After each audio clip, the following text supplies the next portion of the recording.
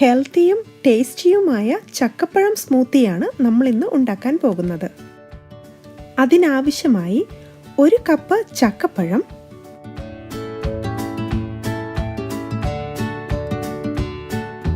1.5 table spoon മുതൽ 2 table spoon വരെ തേൻ.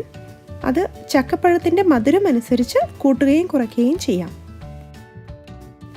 1.5 കപ്പ് പാൽ.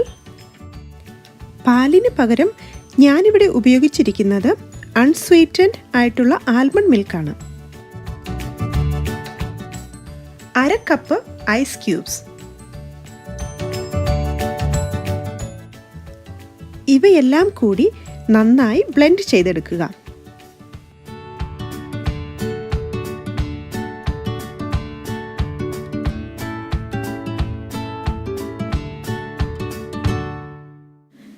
ഹെൽത്തിയും വളരെ ടേസ്റ്റിയുമായ ചക്കപ്പഴം കൊണ്ടുള്ള സ്മൂത്തി റെഡി.